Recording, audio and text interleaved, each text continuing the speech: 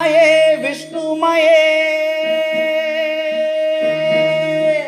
माया माया विष्णुमया அண்ணா சுவாமி அழைக்கின்றாரே, நம்ம அண்ணா சுவாமி அழைக்கின்றாரே. மாயன்மயம் நேயர்கள் அனைவருக்கும் வணக்கம். நான் உங்கள் அபிநயா. சோலை பிரசன்னம் மூலமா 2026க்கான குரு பயிற்சி பலன்களை தான் பார்த்துட்டு இருக்கோம். அந்த வகையில அடுத்த ராசி என்ன அப்படின்னு பாத்தீங்கன்னா சிம்ம ராசி தான். ஐயா வணக்கம். வணக்கம். ஐயா, சிம்ம ராசி நீங்க சொன்ன மாதிரி தைரியசாலிகள், மனபலம் மிக்கவர்கள். அவங்களுக்கு மனசுக்குள்ள நிறைய கவலைகள். ஐயோ இது நடந்துருமா வாழ்க்கையில, அது நடந்துருமா வாழ்க்கையில, நம்ம சந்தோஷமா இருப்போமா, இந்த மாதிரி மன கவலை, கசப்பு அந்த மாதிரி சொல்லுவாங்கல்ல, அந்த மாதிரி தொடர்ந்து இருந்துகிட்டே இருக்கு. அது மட்டும் இல்லாம நைட்ல தூங்க முடியாம கஷ்டப்படுறது, இதெல்லாம் நடந்துகிட்டே இருக்கு. இந்த குரு பயிற்சிக்கு அப்புறம் இதுல ஏதாவது கொஞ்சம் நல்லது நடக்குமா ஐயா? மாயன்மயம் ஆன்மீக சகோதர சகோதரிகள் என்னுடைய அன்பான ஆசீர்வாதத்தை தெரிவித்துக் கொள்கிறேன். மாயன்மயனை பொறுத்த வரைக்கும் ஒவ்வொரு கிரகத்தினுடைய பயிற்சியை இறையருளாலும் குருவர்களாலும் உங்கள் நலன் பொருட்டு சொல்லி வருகிறேன். அந்த வகையில மாயன்மயன் நீங்க தொடர்ந்து சப்ஸ்கிரைப் பண்ணி ஆதரவு தருவீங்கிற ஒரு நம்பிக்கை எனக்கு எப்பவுமே உண்டு. 3 பயிற்சிகள் என்று சொன்னேன் அல்லவா. சனி பயிற்சி நம்மை நோக்கி நகர்ந்து கொண்டே இருக்கின்றது. அடுத்ததாக பாத்தீங்கன்னா வாக்கிய பிரகாரம் பாத்தீங்கன்னா குரு பயிற்சி மே மாசம் 26ஆம் தேதி. திருக்கணித பிரகாரம் பார்த்தீங்கன்னா ஜூன் மாசம் 2ஆம் தேதி குரு பகவானை பொறுத்த வரைக்கும் மிதுனத்திலிருந்து கடகத்துக்கு பயிற்சி ஆகின்றார். கடக குருவாக அவர் வருகின்றார். வருவதோடு அல்ல, பலம் பெற்று உச்சம் பெற்று வருகின்றார். ஒரு குரு உச்சம் பெறுவதையெல்லாம் அற்புதம் என்றுதான் நான் சொல்லுவேன். அந்த வகையில் பார்க்கும்போது எவ்வாறு இருக்கும்? குரு பகவானை பொறுத்த வரைக்கும் மனோகாரகன் என்று சொல்லக்கூடிய சந்திரனாகட்டும், அதாவது புரிந்து கொள்கிற ஒரு காரகத்தன்மை உடைய பூமிகாரகன் என்று சொல்லக்கூடிய செவ்வாயாகட்டும், பிதுர்காரகன் ஆத்மகாரகன் என்று சொல்லக்கூடிய சூரிய நட்பு கிரகமாக இருந்தாலும் கூட கொஞ்சம் நீங்க யோசித்து நான் சொல்வதை கவனித்து பாருங்க. அதாவது உச்சம் பெற்று பலம் பெற்று கடகத்துக்கு வருகின்றார், ஜென்ம குருவாக வருகின்றார். இது எவ்வாறு இருக்கும்? என்னை பொறுத்த வரைக்கும் மற்ற 2 கிரகங்களை பொறுத்த வரைக்கும் எனக்கு கவலை இல்லை. சந்திரனை பொறுத்த வரைக்கும் மன ரீதியா உடல் ரீதியா கிரகங்களாக இருந்தாலும் கூட தேவதைகளாக இருந்தாலும் கூட சில சங்கடங்களை இவர்கள் சந்தித்திருக்கின்றார்கள். அதாவது சங்கடம் தரக்கூடிய ஒரு இடத்துல குரு பகவானாக இருந்தாலும் யாராக இருந்தாலும் உச்சம் பெற்றாலோ அல்லது பலம் பெற்றாலோ யாருக்கு பாதிப்பு, அதை வைத்துதான் ஜோதிடம் சொல்ல வேண்டும்.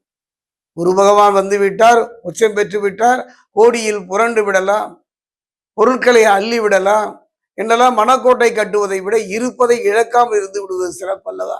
அந்த வகையில் பார்க்கும் பொழுது இந்த காலகட்டத்தில் பார்த்தீங்கன்னா சிம்மராசியை பொறுத்த வரைக்கும் குரு பகவானை பொறுத்த வரைக்கும் 12ல விரைய குருவாக இருக்கின்றார். அதே நேரம் சனி பகவானுடைய இருப்பை வைத்தும் நான் ஜோதிடம் சொல்ல வேண்டும். பார்ப்பவன் கொடுப்பவன் குருவாக இருந்தாலும் கூட தருபவன் சனி அல்லவா.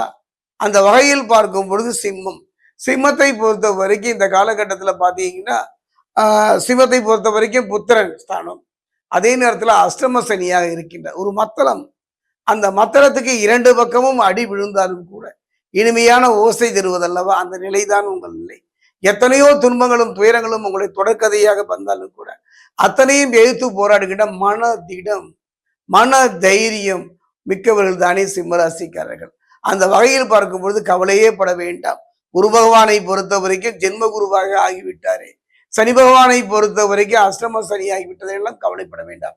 நல்ல ஒரு மாற்றம், ஒரு நல்ல முன்னேற்றம் பெறக்கூடிய ஒரு காலகட்டம். கதவை அடைத்து விட்டாலும் ஜன்னல் வழியாக காத்து வருவது போலவா. இந்த 2 கிரகங்களும் கைவிட்டாலும் கூட 3ஆவதாக 4ஆவதாக 2 கிரகங்கள் இருக்கின்றன. அதுல ஒருவர் தான் செவ்வாய். அடுத்தவர் பார்த்தாலுன்னா தேவகுருவுக்கு இணையான பலமிக்க அசுரகுரு. இதுவரை குடும்பத்தில் நிலவி வந்த குழப்பங்கள், பிரச்சனைகள், மனரீதியான பிரச்சனைகள் நீங்கள் கேட்டீர்கள் அல்லவா கேள்வி. தூக்கம் இல்லை, நிம்மதி இல்லை, போராட்டமான ஒரு நிலை. இத்தனைக்கும் காரணம் அந்த மனோகாரகன் சந்திரன். அந்த இடத்துக்கு தானே குரு வர. இனி கவலையே பட வேண்டாம். எடுத்த முடிவு தெளிவாக இருக்கும். எடுத்த காரியங்கள் வெற்றியை நோக்கி நகரும். தடைபட்டு போன திருமணம் ஆகினாலும், குழந்தை பேர் ஆகினாலும், ஒரு முயற்சி ஆகிலும் தடை நீங்கி நிம்மதி பெறுகின்ற ஒரு அற்புதமான சந்தர்ப்பம். அஷ்டம சனி என்றெல்லாம் கவலைப்பட வேண்டாம். காரணம் குரு அதை பார்த்து கொள்வார்.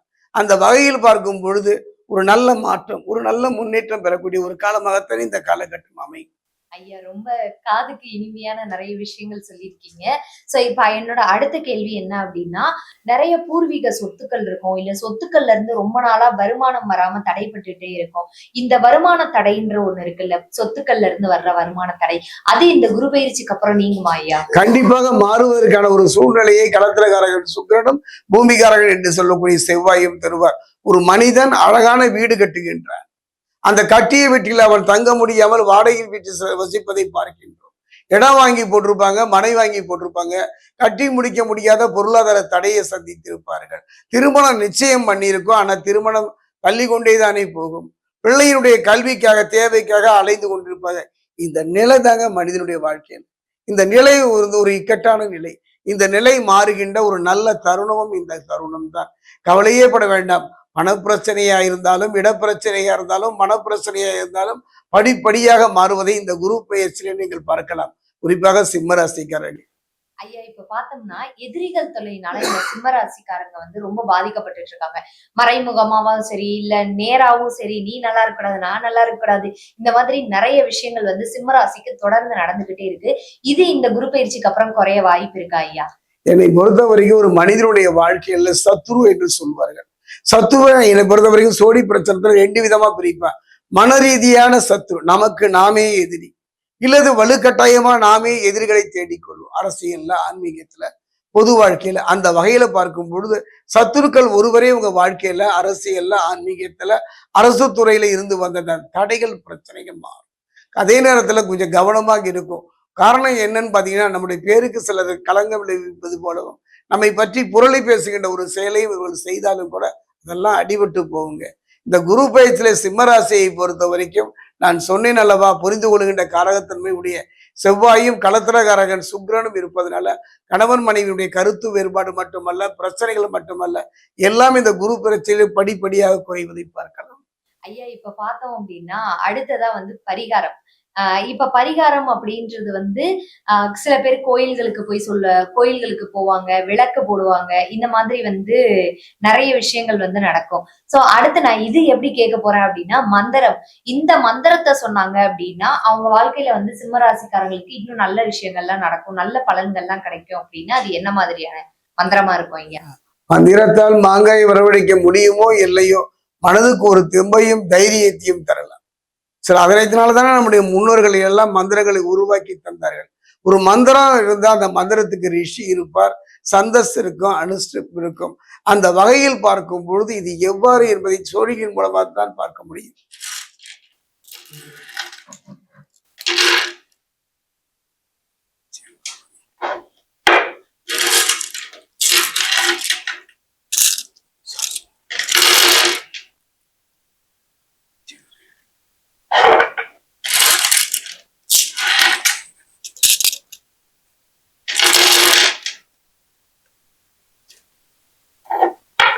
சிம்மராசி நேயர்களே, சத்துருக்கள் இல்லாத வாழ்வு ஏதுங்க? ராவணன் என்றாலே நமக்கு ராவணன் நினைவுக்கு வருகின்றான் அல்லவா? அந்த வகையில் பார்க்கும் பொழுது மேடு பள்ளம் நிறைந்ததுதான் வாழ்க்கை. நம்முடைய வாழ்வை பொறுத்த வரைக்கும் ஒரு சீராக சிறப்பாக போனதே இல்லை. எத்தனையோ மேடு பள்ளங்களை சந்திக்கின்ற ஒரு சூழ்நிலை தான். அந்த வகையில் பார்க்கும்பொழுது 2026 குரு பெயர்ச்சியை பொறுத்த வரைக்கும் சத்துருக்கள் என்று சொல்லக்கூடிய எதிரிகள் தொழில் ரீதியாக, மன ரீதியாக நாம் சந்திக்கின்ற ஒரு சூழ்நிலை இருந்தாலும் கூட, காரணம் ஒரு மனிதன் எப்போ சத்துருக்களை சந்திப்பான்னா அவனை பொறுத்த வரைக்கும் அஷ்டம சனி காலத்துல சத்துருக்கள் வருவார்கள். நண்பனும் பகைவனாய் மாறுகின்ற ஒரு சூழ்நிலை அமையும். அப்படிப்பட்ட சூழ்நிலையில அழகான மந்திரங்கள், சில மந்திரங்கள் அஸ்திரங்களாக கூட பயன்படுத்தலாம். அந்த வகையில் பார்க்கும்போது 2026 சிம்மராசி சகோதர சகோதரிகளை கவலையே பட வேண்டாம்.